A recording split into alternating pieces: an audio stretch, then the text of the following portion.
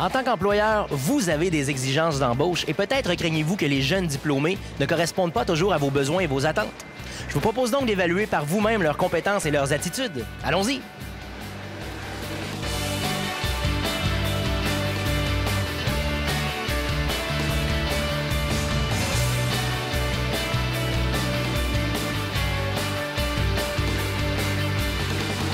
Les exigences les plus demandées dans vos offres d'emploi sont la connaissance technique et les connaissances de l'équipement. Je sais pas pour vous autres, mais moi, ça me tente d'aller tester un apprenti. Et justement, il y en a un à côté de moi. Salut, c'est quoi ton nom? Salut, moi c'est Daniel. Daniel, explique-moi c'est quoi qui se passe avec ton panneau rempli de fils, ça a l'air compliqué. Eh bien, ici, moi j'ai un panneau électrique qui est a la même composante que sur une voiture, comme celui qui est dans l'arrière de moi. Ça veut dire que mon auto, à moi, ça ressemble à ça dans le dash. Oui, c'est exactement ça. À part que les fils vont être un peu plus petits, mais c'est pas mal le même spaghetti. Bon, ben Daniel, qu'est-ce que ça fait si je fais ça? Mais là, dans le fond, ce que vous avez fait, vous avez enlevé l'interrupteur pour le klaxon. Fait que là, le klaxon ne marchera plus. OK, c'est bon. Bonne observation. Je vais le remettre tout d'un coup. Il va-tu marcher, là? C'est bon, bonne épreuve. Mais là, dans le fond, comment ça fonctionne tout ça? Qu'est-ce que tu fais pour devenir bon à manipuler ça? Mais dans le fond, la première affaire à comprendre, c'est l'électricité, comment ça marche. Puis après ça, dans le fond, il faut juste distribuer l'électricité à la bonne place. Avec quel outil tu peux faire ça? Dans le fond, avec le multimètre, parce que le multimètre, on est capable de savoir où on a du voltage et où il en manque pour pouvoir faire fonctionner les composantes. Toi, es-tu bon avec le multimètre? Oui, très bon. OK, bon, ben regarde, on va faire ça de même, ça de même, ça de même, ça de même. Puis organise-toi avec ça. Bon. Salut!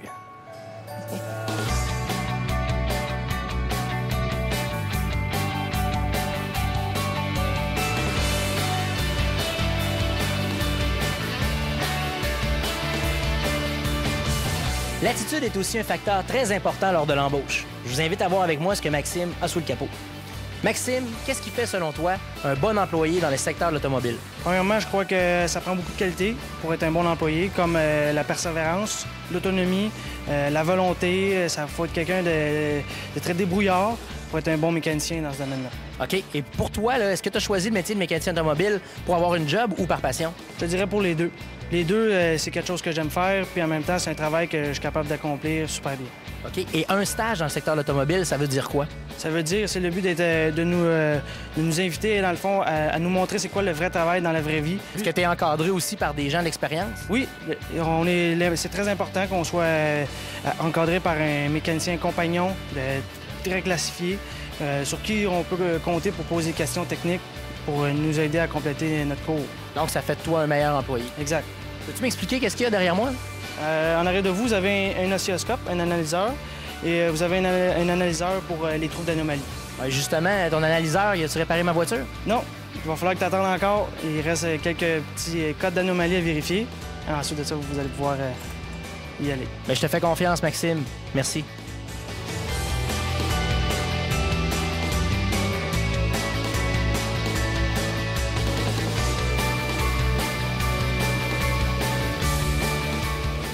Salut Annie, qu'est-ce que tu fais? Bonjour, je suis en train de vérifier un coil unplug. Un coil unplug, c'est quoi? C'est un groupe de musique? Non, c'est qu'est-ce qui distribue le feu dans les cylindres pour faire avancer la voiture. OK. Puis admettons qu'il y aurait des futurs employeurs qui nous regarderaient en ce moment. Tu leur dirais quoi pour engager une future diplômée comme toi? Je leur dirais qu'on a été bien formés, qu'on a été formés à la fine pointe de la technologie. J'ai eu autant d'heures de pratique que d'heures théoriques. Donc, je sais où est-ce que je m'en vais. C'est sûr qu'il reste de l'expérience à acquérir quand même, mais... Ouais, c'est ça. Une personne, justement, qui sort de formation, as-tu nécessairement besoin d'expérience pour entrer sur le marché du travail? Pas nécessairement. On a déjà ici une base d'expérience. Par contre, c'est sûr que c'est un métier où est-ce qu'on apprend continuellement. Fait que même un ancien va apprendre encore. Là. OK. Puis au niveau des filles, justement, dans l'industrie, je pense que les réalités ont un peu changé. C'est de plus en plus ouvert pour vous autres? Oui, ça commence à être de plus en plus ouvert. En plus, on a des outils AR qui nous aident beaucoup pour performer. Donc, oui, ça va mieux maintenant. Les employeurs commencent à avoir une plus grande ouverture d'esprit pour ça. En plus que les clientes féminines aiment ça, faire affaire avec des filles qui sont dans la mécanique. Oh, oui, ils adorent ça. Félicitations, Annie. High five. Merci.